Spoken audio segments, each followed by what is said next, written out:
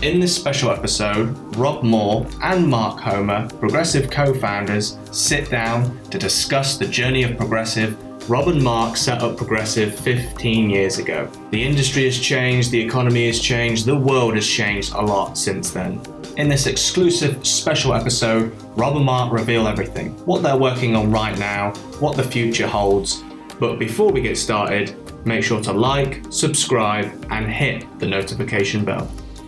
Well, we have multiple businesses. So we have our property company, Z.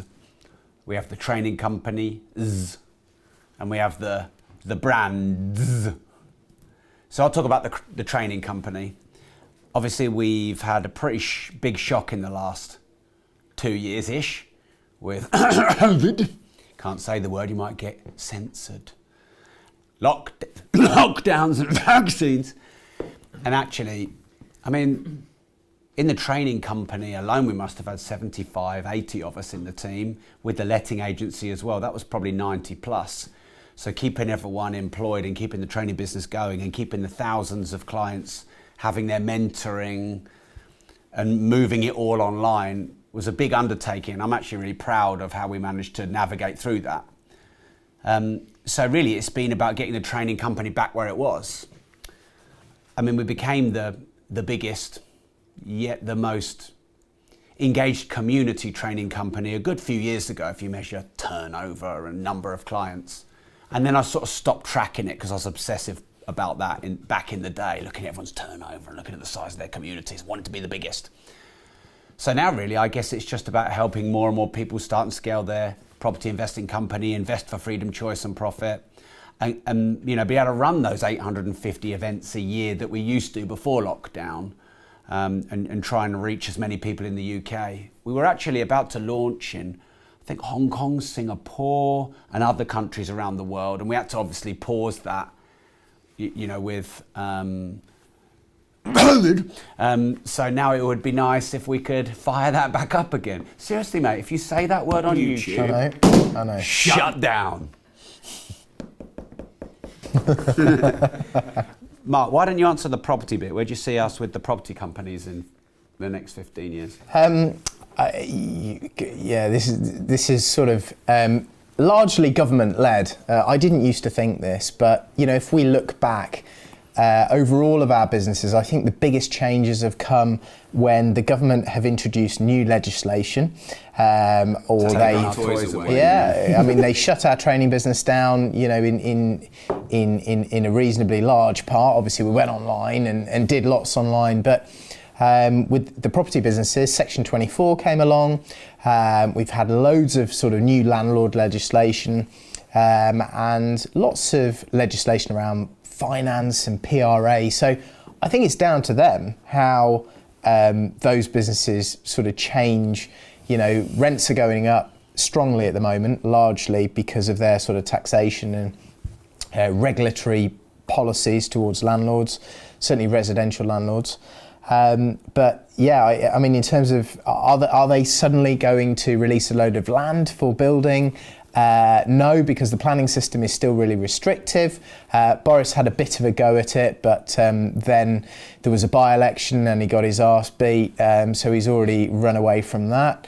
Are they going to start building on lots of green belt? Well, some of it, but I don't think there's going to be any sort of mass expansion. So without lots more property and without a lot more supply, I think the rents continue going up, and I think the property values continue going up. Clearly, interest rates are one of the biggest drivers in investment property, and they're on an upward trajectory. Do I think inflation's going to be at sort of 7% forever? No. We had a huge supply side shock. We at 15.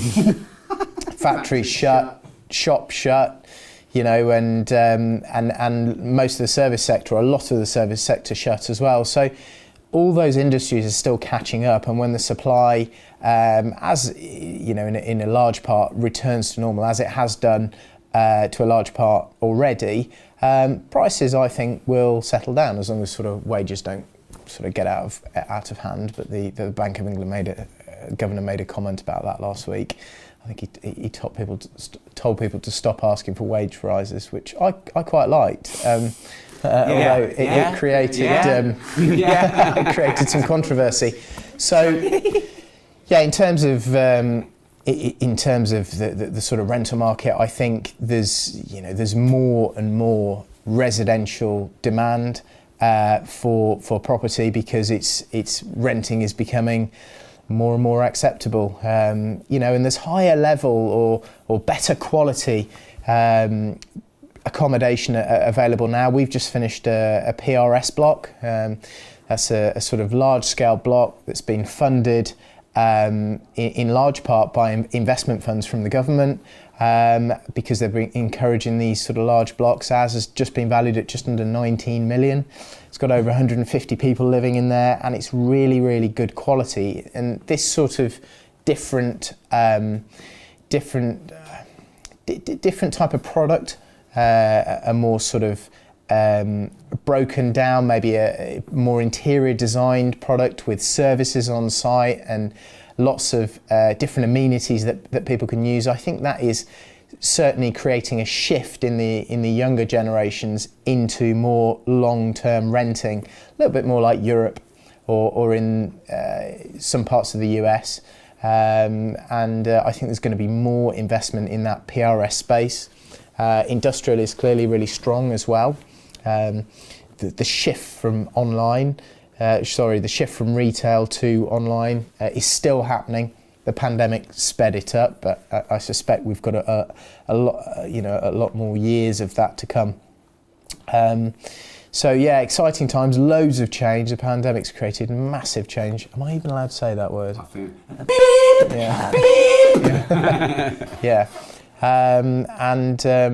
I think that all these changes have been sped up by what's happened in the last couple of years. Mark and I had a chat this morning, and obviously there's some things that we talk about that are personal and private matters. But what I can tell you, in a sense, what we said was, we have a large portfolio now, very large, one that 15 years ago when we started, we probably wouldn't have really dreamt we'd be able to have in terms of its size. And, we can live off and retire off that income, the net income from that, for life. So we don't see the need to buy 10,000 properties in the next 3 or 5 or 10 years, because many people want to start living off their income. And we've reinvested a lot of our profits over the years, which I think is good. But sometimes you can keep reinvesting and reinvesting and reinvesting and reinvesting and reinvesting.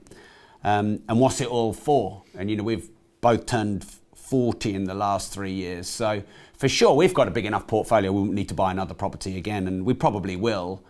But, we've probably got enough property. We're probably pretty well concentrated in that. And maybe we'll look at digital assets. Maybe we'll look at different types of property and real estate that we haven't invested in, because we started on single lets, then multi-lets, then offices like these, and then small conversion projects, then big conversion projects, then really big conversion projects. Like, you couldn't get a bigger crane in this city than we had on our big developments. So, people are always asking me in my communities, when is it ever enough? Well, I don't think we'll ever stop, but it is enough. Like, we don't have to keep going, and you don't have to keep going. Anyway, that was question 1. We've got another 22 to go, haven't we? 2008 was when we started this business, but prior to that we'd been running about a year, and I didn't envisage this at all. We started buying little terraced houses for investors, and I remember Rob saying one afternoon, what we need to do is put a 1-day course on, get loads of investors in a room, teach them a load of stuff about how to buy these little houses, and at the end of the day they'll probably go, yeah, there's lots to do here. Can you guys just do it for us? So that's what happened. And we started to sort of teach people how to go out and find below market value properties and refurb them and then sort of, rent them out. And some people went off and did that. But of course, quite a few just said, yeah, guys, can you do this for me? You've got this service. And by then they knew what we were doing. By then we knew what we were doing, because we'd sort of taught them all this stuff through the day. That was fine. But sort of during that period, quite a few people would come up to us at the end of each training session and sort of go, well, that's really great, but I need loads of deposits and, you know, fees to join your service. What I really want to do is have a more in-depth sort of course and, you know, more specific to, you know, what it is, you know, I want to buy. Could you just teach me how to do this, but, you know, on a 3-day course or on a 1-week course? Or, you know, do you have courses on how to sort of rent rooms out? Or do you have courses on, you know, maybe how to, you know, sort of convert buildings and various other stuff? So that's how this training business started, and Rob really reacted to that. You know, I don't know how many, it took quite a few years before we got anywhere near to thinking it would be like this. Yeah, I think, see, I'm a bit of a naive thinker. So the sort of first year I met Mark kind of nurtured me under his wing, gave me some books to read. I think it was quite funny because Mark had at least 7, maybe 10 buy-to-lets, and he still lived with his mum. And he had this like little mini empire portfolio. No, I had 20. Who else in the world has 20 buy-to-let properties but still lives with their mum? Mark. So, you know, when I met him, he was quite far ahead of me. And so I was a bit green and keen. And, you know, I learned a lot from Mark in those early years to try and catch up. And once I started to believe in myself, I started to think we could do everything. Yeah, we'll have the biggest this, we'll have the biggest that, we'll be multimillionaires, we'll do all this and that. So I definitely had this naive delusion that Progressive would be the biggest property training company in the UK, even though back then I didn't even know what it meant. What does it mean? What's the turnover? What's the size of the customer base? You know, what's the impact? And then we figured that out over the years. So I tend to go, yeah, we can do this. This is going to be amazing. And then I'm like, oh, okay, how do we actually do it now? And then Mark would, you know, bring me back down to earth a bit, I suppose. And then we just go and figure it out. And yeah, it took, you know, you're not going to become the biggest property training company in the UK overnight or even in a year. But do you remember when we launched our first property investing membership site? We launched it in 2010. We smashed out a launch and we got 1,200 members in like our launch at £30 a month. It's £36,000 a month. You know, we were barely 30 then. And I remember someone who worked for us, the head of marketing, he said, the name of the company, our biggest competitor who were bigger than us, he said, they're all scared. You're going to be the biggest. And I remember getting so excited about that. And I remember that was the day, 2010, I'd decided we were going to be the biggest. But then it has to be bigger than just you, because no one cares if I run the biggest training company or if Mark has the most properties. They care if we care about you and we do something useful. So people like the fact that Mark has lots of properties in town if the accommodation is good and the tenants are happy. People care if Progressive have the biggest event, multiple streams of property income, or the biggest training company if the community is good, if the education is good. And I started figuring out it's got to be about, you know, our customers and our tenants and our investors and our community, not just about Rob's grand visions of, you know, world domination or whatever. But I'm pretty sure it was probably 2015, 2016, we overtook them, because you'd always go on Companies House, you're good at research, you'd always figure out roughly what the turnover was, how many events they did. Now, getting there was actually easier than staying there, because now everyone copies Progressive. Now everyone tries to nick our trainers. Now everyone tries to nick our courses. You know, I'm sure Mark won't mind me admitting, you know, back in the day, we used to go on other people's training courses and borrow some of their strategies. And Mark used to often go and just sit and watch and learn. And, you know, and then after a while, we couldn't do that anymore. We can't now go to our competitor courses. They won't let us in. They know who we are. But now everyone's doing that to us. And, you know, to stay on top of the game, that's a challenge, which actually, you know, you asked me what's the vision for the training company. Staying where we are and continuing to offer the service and maintain the size and scale it's not easy to do. Easy to get there, easier to get there, not easy to stay there. MSOP, multiple streams of property income, is of such value because there are so many different options to create cash flow. Most people come to us looking, maybe they're at a life-changing moment or they really need to create income and create income quickly.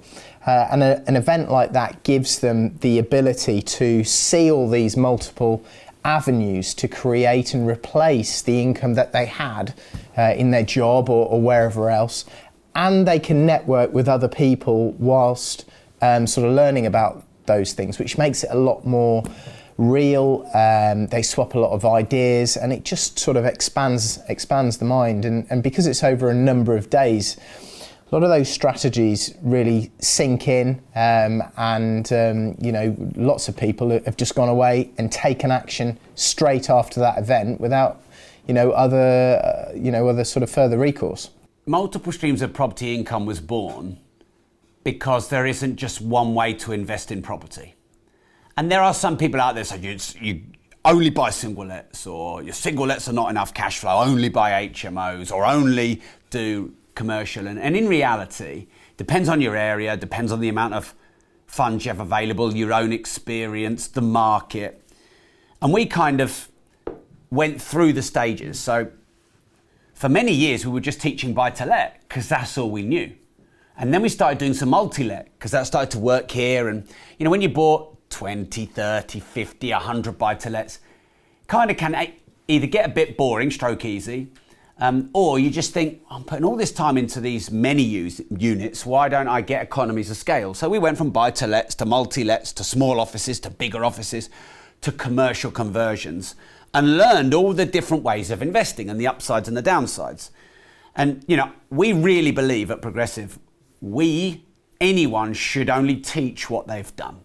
And there are people out there that see training as a quick way to make a buck, and they probably do better in training than they do in property. But like I said, we've got a vast portfolio, and it was always property first before courses and training. And all the 15 years we've run the hundreds of events a year, we've always been buying and developing property first, because you can't teach what you don't know. And we soon realised that property is quite a bespoke thing, depending on your circumstances. And no one in the country was doing an event that catered for it all. Everyone was like, buy to let's the only way, multi-let's the only way. We're like, wait a minute, what about if we ran an event whereby you could come and get a few hours of sort of preview and basic fundamental information on each strategy, and then you can pick towards the end of that course which one or two or three strategies are right for you. And of course, the great networking. Progressive are pretty famous in the industry for being good at helping people do joint ventures, raise finance and start with low money. I even went to speak at one of our direct competitors. We did a little bit of a deal, and all the delegates were saying that, people in Progressive, they seem to be the ones that are better at doing joint ventures and starting with low to no money down. We never wanted to exclude anyone. We didn't want to be like, oh, well, come and work with us, but you have to have $500,000 to start. That's not helping enough people. We want to help as many people as possible. And now multiple streams of property income. I don't know how many times we've run that event. Probably run that event between 6 and 15 times a year for the last 8 years. So it's a pretty consistent thing. And then when you've done it so many times, you're able to just refine it and just, get it tight and accurate and really about giving everyone what they want and need. I never wanted to quit, but I often got thoroughly pissed off or would say to myself, why are we facing these challenges now? So I can honestly say I never wanted to quit. I wanted to quit art. I wanted to quit architecture. I wanted to quit working at my dad's pub. So anything I did before I met Mark, before property, I wanted to quit everything. But I suppose once I got into property and bought, probably a dozen buy-to-lets and bought them with Mark, I'm like, well, I can't just quit. I'm kind of married to this guy. So that was good because it was accountability. But because I was in something I really enjoyed and I was inspired by, I never wanted to quit even when it was hard. And then also, if you do quit, well, what else are you going to do? What's better than property? What's better than running your own companies? I managed to get us both fired from the only job we had together. So why was I going to quit? So no, I never wanted to quit because I was really clear on my vision. But yeah, at times it's damn hard. And at times you think, property's supposed to be easy, passive income.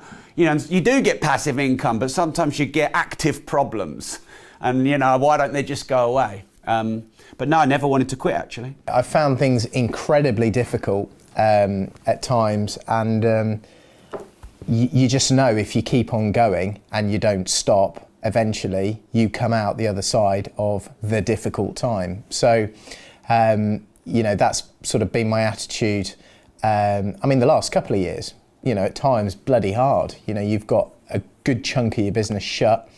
You don't know what to do. You're learning. You've got this massive sort of overhead and cash going out. And you're learning on your feet how to adapt, how to change your business. We had 2 big construction sites, operating 70 men on site, right in the middle of lockdowns. We had, like Rob says, I don't know, a further 80, 90 people in this building through the middle of lockdowns. What are you going to do? Just quit? And just say, do you know what? This is difficult. Work and from I'm just home, gonna Mark. work from home. Have an extra day off in the week. We'll just disappear, just quit or work from home. And by the way, you can level as much criticism and sort of stuff at me as you want. This period has sort of changed me sufficiently and focused my mind enough to sort of be really not bothered about any of that criticism. You've got all of these people relying on you, your family, your business partner, all of your staff, all of this sort of infrastructure. So quitting is just not an option. And the reality is that if you keep going, you're probably ahead of, 7 out of 10 of your competitors. Most of ours quit, this is the key. Mark actually has a list of them all in his phone. I do. I keep a list of all the people who quit bust, in prison, quit, bust, exiled. I do, because it is a reminder to me of, A, what happens when you quit, and B, why you don't quit. Because the reality is yes, you need to be better than your competition, and yes, you need to provide a really, really good sort of product, service, and you need to be more efficient. But actually equal to that, those that are successful just keep on doing what they've found works without quitting, and they persevere, and they do that over a long period of time. And if they do that, they end up more successful and with a better business, and with more properties or whatever it is, your sort of metric, your measurement for success. They usually end up winning, and for me that's a huge part of my psyche. I really, really believe in that. I mean, we've been doing this now pretty much 16 years, and Mark had a couple of 3 years head start on me. So, 20 years experience and 15 running property training business. There's been so many people come and give it the wow, wow, wow, wow, wow, wow, wow, wow, and then they're gone. Just continuous. Yeah. Just continuous. I don't even smile anymore. I used to smile. Gone. You see Pingu, wow, wow, wow, wow, gone. I'm fucking progressive, wow, wow, wow, gone. So, you're wise just to keep on focusing on your vision and mission. Progressive's vision is to help as many people on the planet invest for freedom, choice and profit.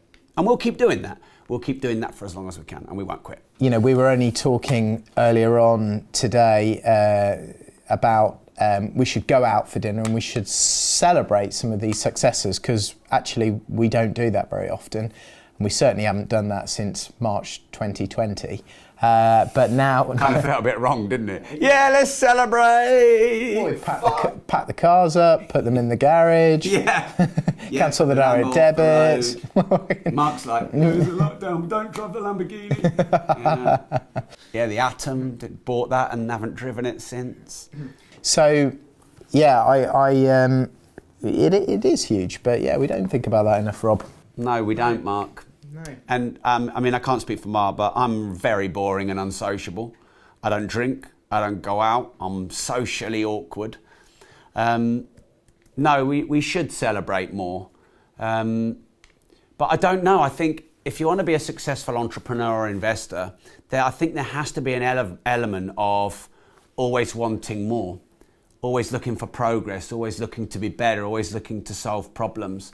Because I can tell you one thing that business and investing teaches you is if you chill out and relax and bask in your glory for longer than about 12 seconds, you will get chucked a problem.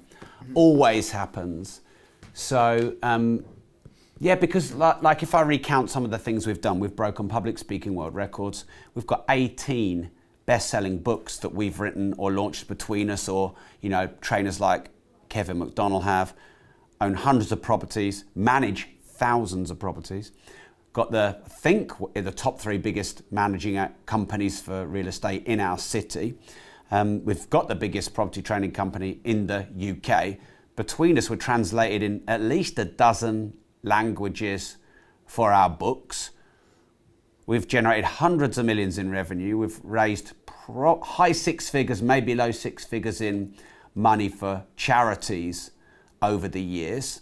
We employ those 70 odd contractors. Obviously that's not forever, but that, and then the 80, 90 of you guys here, and God knows how many outsourcers and VAs we have and outsourced editors. That must be another 70 odd. We pay millions in tax. Millions. And yet we never go, oh, we've done all right, haven't we? We just go, problems, tenants, government, taxes.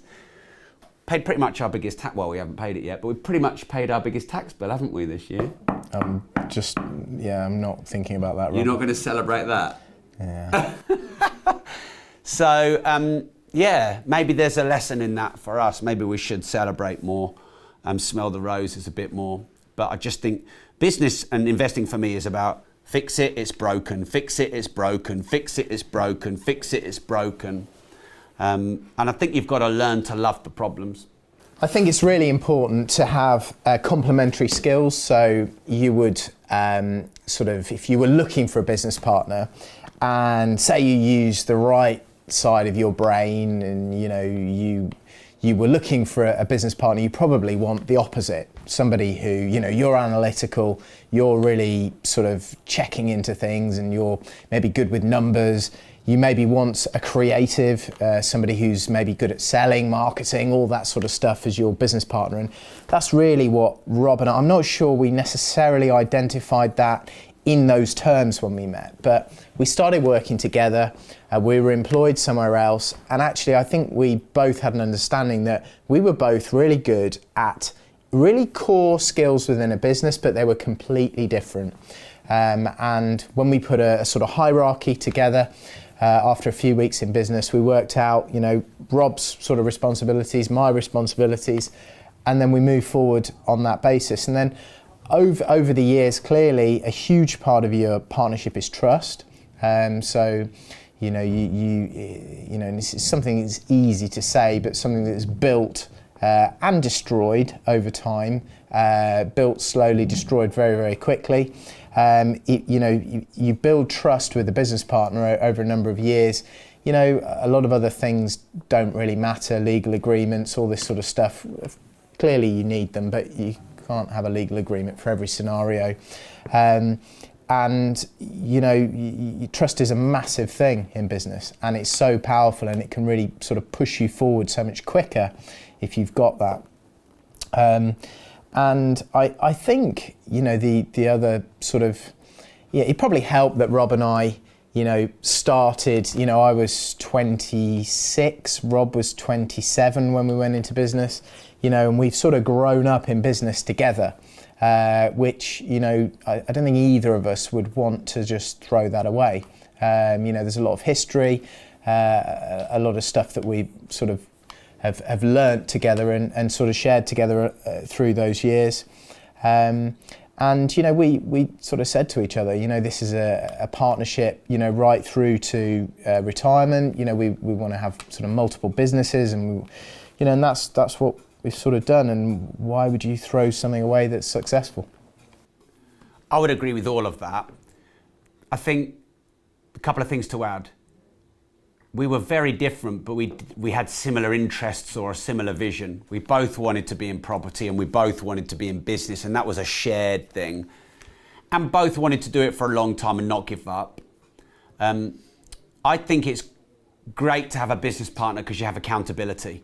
Sometimes you might quit something, change something, let yourself off the hook, work a bit less hard. But if you've got a business partner, there's some level of accountability there. I think that's really good.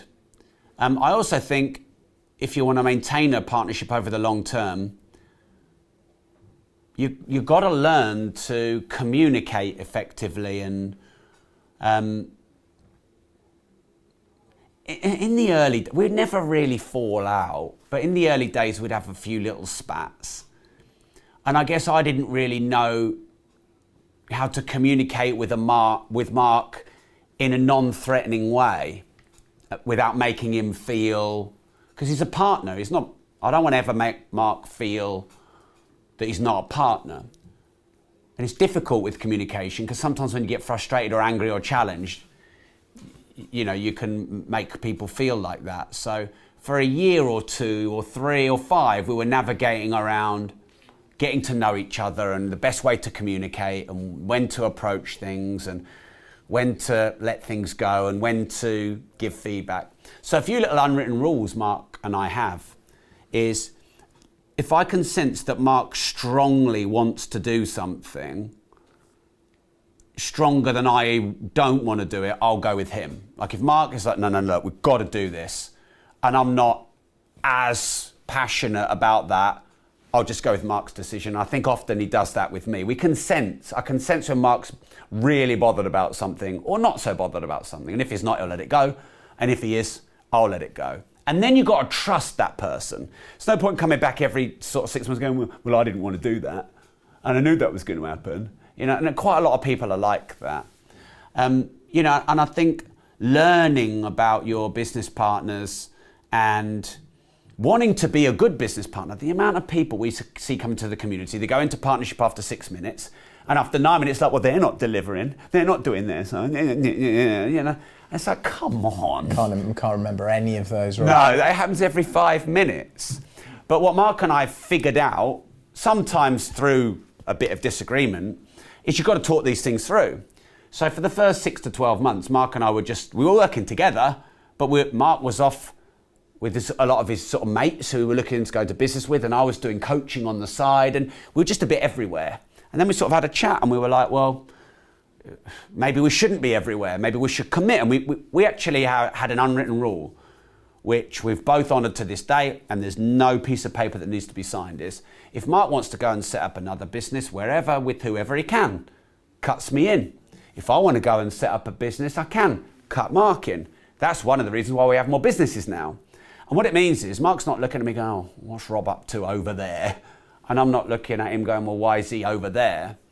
And a lot of people, when they're doing partnerships, they're doing other things as well. And they get pissed off when their partner's doing something else, but they're off doing other stuff. And also not taking anything personally. I know if I've ever been a bit upset or I've not felt that good about any interactions with myself and Mark, I can now work out one of 3 things as to the reason why. So if I'm mad, and it's not me, it's other external factors. And if it is me, that's the easiest bit if it's me. But now I can just understand someone and just let things go. I think I'm a lot better at letting things go. Like, what's important? Not little stupid things. What's important? Your friendship, your partnership, your family, your empire, your trust. Who gives a shit about anything else? But maybe in the early days, little things were more important. The government have a lot of power. Yeah. Your biggest expense in business is governmental expenses, insurances, regulations, laws and taxes. that's 70% of our overhead, I'd say. The whole private sector pays for the public sector, so clearly. So why are we getting screwed everywhere then? Clearly, taxation, regulation, government deciding to do stuff, I think, has the biggest and most immediate impact. I didn't used to think this, but if we just think back, the last couple of years, perfect example, they made a good chunk of one of our businesses illegal to operate. They just closed it. Yes, we got some support, but minimal. And if we hadn't sort of kept the cash reserves and done all the other things, digital and everything around it, then the business just would have gone bust. Despite sort of what's pumped out there in the media as to the support they've offered, the reality is that it was just PR. Yeah, most of it was. So that's a huge thing. If I think to our sort of property businesses, clearly, if we'd just carried on with all our properties in sort of personal names or LLPs, as we had set up. As we had set them up, the way the government came along and introduced Section 24, if we just left them where they were and carried on, we'd now be paying more tax than we are receiving in net rent. So that business would have gone bust. Clearly, a lot of work went into that, reformulating limited companies, all the rest of it. And over the years there have been various things. So, for me, one of the biggest lessons is, obviously to stay nimble, keep plenty of cash, don't sort of overcommit, don't become overexposed, have loads of cash trash, Mark. have really clever, good professionals around you, sort of accountants and lawyers, to help you when these things change, and loads of other investors to find ways, through this sort of stuff. Another huge thing that I've learned over the last 15 years is focus and distilling your time into things that are worthwhile. Lots of people, one of the questions that, sort of on this sheet is, what are the new opportunities that you're going into and what will you be investing in? Well, my response to that is, and yes, but, people will sort of say, oh, Mark's a bit negative and whatever. But the honest answer is, what can I say no to? What can I decide not to do that therefore gives me the time to make sure that our existing businesses are operating in the most efficient way, sort of giving the most value to our customers and making sure that we're offering the sort of best service. And I think in many ways, when you've already got businesses, that can be what drives the most success and the best outcome. What you say no to, what you focus on, and how you distill that focus and energy into sort of into a granular fashion, into sort of the real nuts and bolts of how your businesses work. That's so important. Clearly, later on, if you've got cash and you want to invest, then you diversify, but you reduce your returns, maybe you reduce the risk. But if you want to make lots of money from business, you need to really focus on it. I'll give you a couple of quick ones.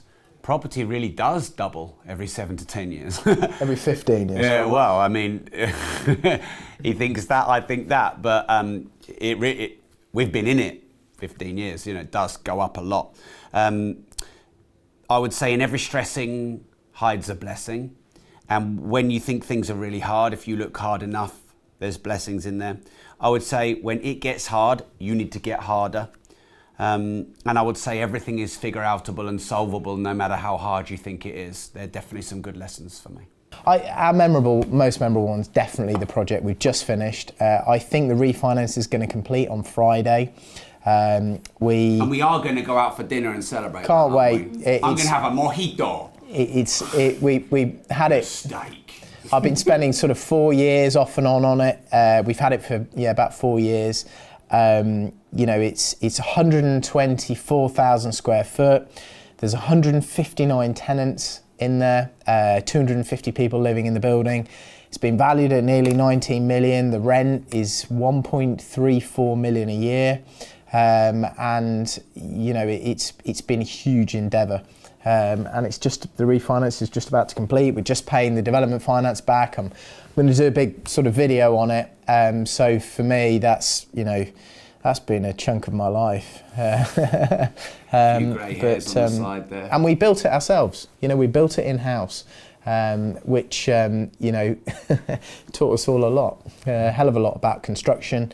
Yeah, it's really sort of been really satisfying. I'll add a couple of little ones. That's obviously the most memorable, but the first property I ever bought that my dad helped me buy became our first office. We worked in there for about a year, maybe 18 months actually, probably. That was quite memorable because we went down to IKEA and got some cheap furniture, and we got a couple of 200 quid Dell computers. You know, when the screens used to be like that deep, like that. And that was progressive. So that's memorable. We did all right working out of that little room, didn't we? Because it was very cosy and sometimes a bit claustrophobic, but that was memorable. And then over there, so when we bought our first office, which I think was, yeah, that building there, the near side. We have now 4 times the space of what we first bought, but we bought a little, was it about 290 grand? Or was that the third No, it was. one? Yeah, 200, I mean. It was 290. Yeah. Yeah. And that must have been 8+ years ago.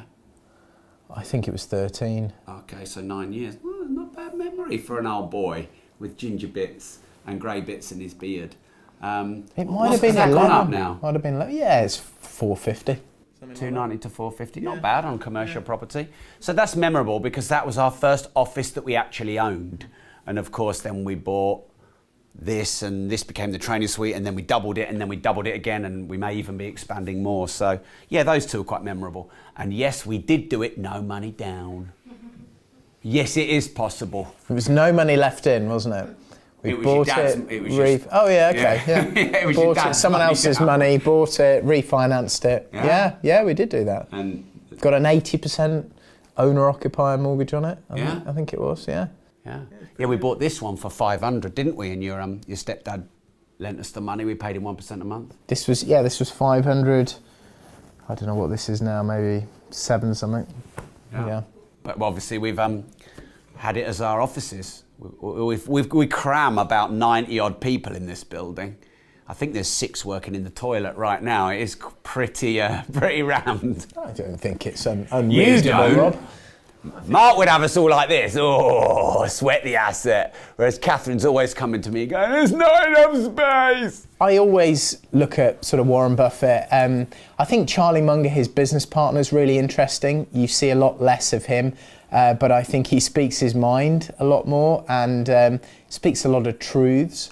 I enjoy watching him those on his videos. Quite, they're quietly smug, aren't they? Yeah, well, fair enough, really. Yeah. Charlie Munger says, the secret to life is no expectations. There is some truth in that. There is, yeah. There is some truth. Charlie Munger must be in his 90s now. I think they are. I think Warren Buffett's his must be 80s. mid-80s, Yeah. So yeah, I find those two inspirational. Quite controversial. I'm enjoying watching Nigel Farage at the moment. You have some news about that soon, Mark, don't you? 7:00 every evening. I usually tune in. There's a load of sort of political stuff, and I just find it sort of the antithesis to the mainstream media nonsense that goes on. He calls a lot of it out, which is great. Wasn't into all the Brexit stuff. I'm sort of talking post-Brexit.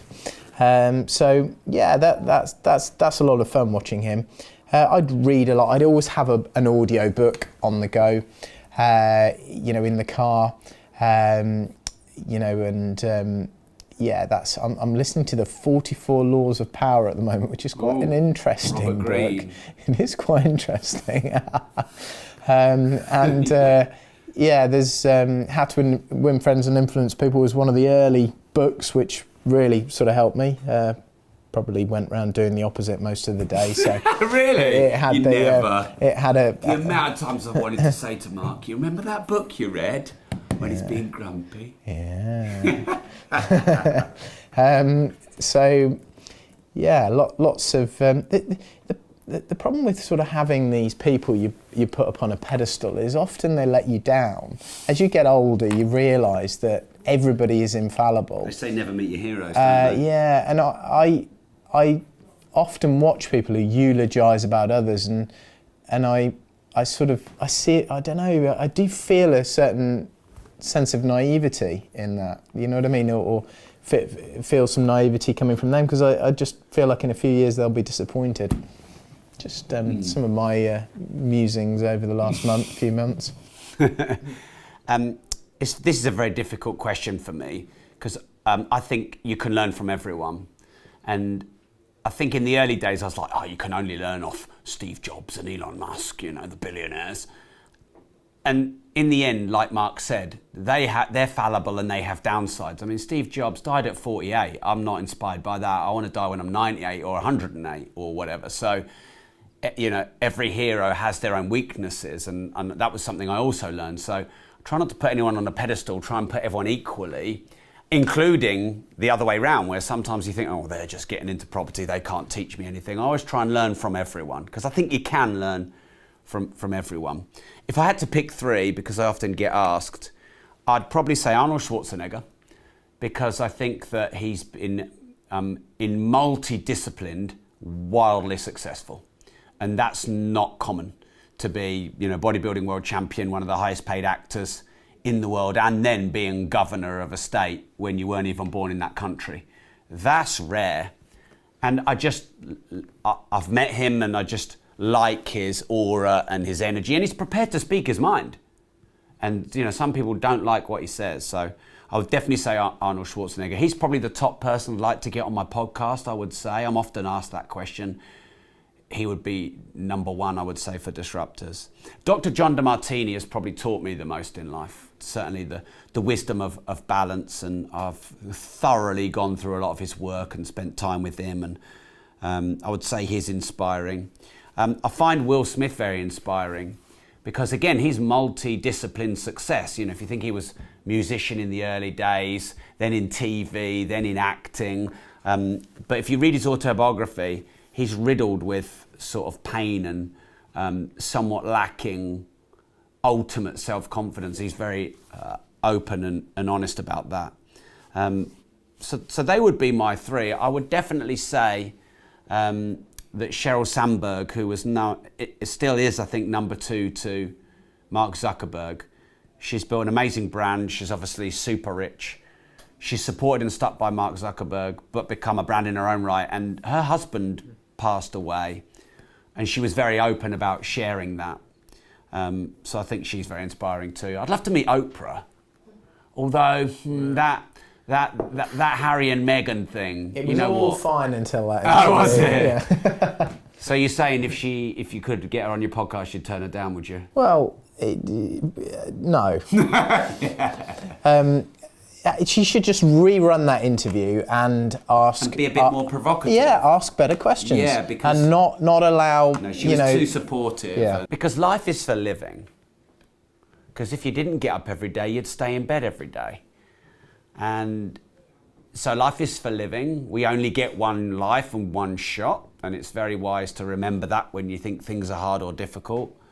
I want to make a difference on this planet. I want to be remembered. I don't have to be remembered for 10,000 years, but I wouldn't mind being remembered for a while. I'd certainly like to make an impact on lots of people's lives. And then when it comes to disruptive and disruption and disruptors, this brand I have, well, anything that becomes useful and valuable to people is disruptive at first. I'll just show you something. I screenshotted this because I sometimes think, because the downside of disruption and disruptive is you end up going around upsetting people, and then you're like, I don't really like upsetting people. I'll do it, but I'm actually a bit soft and I'd rather not. But banks don't like Bitcoin. I'd agree with that, because Bitcoin is disruptive. Taxis didn't like Uber. because Uber is disruptive. Hotels don't like Airbnb, shops don't like Amazon, cinemas don't like Netflix. And I thought that's a good reminder that actually all those great things we all now enjoy and love, initially the mainstream didn't frickin' like them. So actually, Mark and I often talk in private and we're like, yeah, let's not say that publicly. But I like how Mark pushes back at the government. And I think that we should push back against mainstream media or massive corporations or government or politicians if we believe that the systems are flawed. And that's what being disruptive is. And that's how you create change. And so that kind of gets me up in the morning. I think some of my favourite moments were the super conferences. We had a huge, maybe 1,000 people, over 1,000 people with Alan Sugar. We did a big one with James Caan. We did a big one with Bob Geldof. They were exciting. They were really exciting. Standing on stage in front of over 1,000 people, they were all there at a progressive event. And you sort of sharing the stage with some, pretty big hitters. That was a lot of fun. That was really exciting. Interesting you didn't mention the Grant Cardone one. That was the biggest one. How many people were there? 1,200. Yeah. I don't think I spoke on that stage, did I? You did. No. Yeah. Did I? Forgotten. Yeah. 2019, because you remember you were going around telling everyone that cash is trash afterwards. Oh, yeah. Is cash trash, Mark? Cash is definitely not trash. In fact, if it was, we wouldn't have an office full of people upstairs. Because let's be honest, lots of people come to work for that cash thing that the Phoenicians invented called money. I think the whole sort of cash is trash notion, people love sound bites. Ray Dalio says it. He's multi-billionaire. People love sound bites. People love sort of distilling these things down to three words that they understand. And clearly, there's a lot behind that. And I think what they're talking about is inflation, the effect of inflation on cash. At the moment, if inflation is 7% this year, if you've got £100 at the end of the year, it's worth £93. So keeping cash in an inflationary environment isn't great, and we've always got inflation. And also, not investing it means you're not getting investment returns. Should you keep some cash, keep liquid? Absolutely. It's surely about balance, isn't it? It's about having some cash, about having some equities, lots of property, and business. All of one thing is never a good idea. But is cash trash? Should we put it in the bin? Should we get trash? This is trash. Should we just get rid of it? No, it's our not put it all into Bitcoin. The fiat system is fucked. Well, some money in Bitcoin is obviously a good idea, Rob.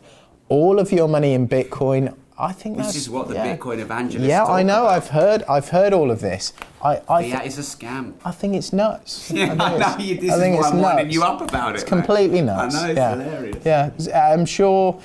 Bitcoin could. It's probably the most likely out of all the cryptocurrencies to do well. And we've got some Bitcoin, and it's a great thing. But to put all of your assets, or sort of over 50%, as I know some people do, I just find that nuts. Yeah. Favourite moments. This is really difficult. I enjoyed it when we went and bought that Ferrari 430, because for me that was like a little moment. You and I went down there together in a taxi, and we'd always dreamed of having a Ferrari or a Lamborghini. We young lads who like cars. And I remember going in and looking at it, and I was all excited. And Mark's like, "You just go piss off over there. Let me do the negotiating." Anyway, 24 hours later, Mark's ground this guy down. Probably got 500 quid out. No, you did good, mate. We paid 70 odd grand for that, didn't we? And 68 and sold it for 65, or the other way around. And we owned it for years, and we put 40,000 miles on it. You love the value on that. So that was, for me, that was a landmark moment, because to be able to go and buy a Ferrari, and we paid cash for it, we didn't put a loan on it, that was a moment which was like, wait a minute, we're doing all right.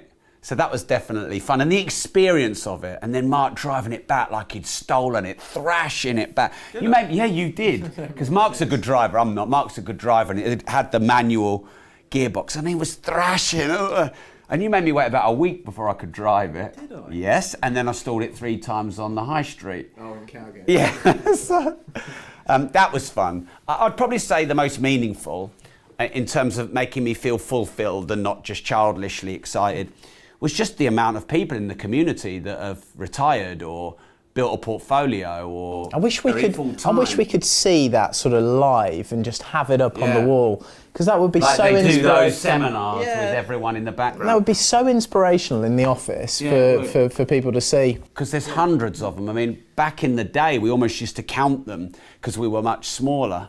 And, you know, you had people like Trevor Cutmore and Jill Orton in the early days who came through. And then, you know, now people like Katie Wilson, who's now one of our trainers in the latter days. So to know that there are thousands, tens of thousands, even hundreds of thousands of people that in some way are impacted by you, whether they just buy a couple of buy-to-lets for a pension, or they're actually full-time in property, or they're just living off their properties, that's the most memorable thing about what we've done, I would say.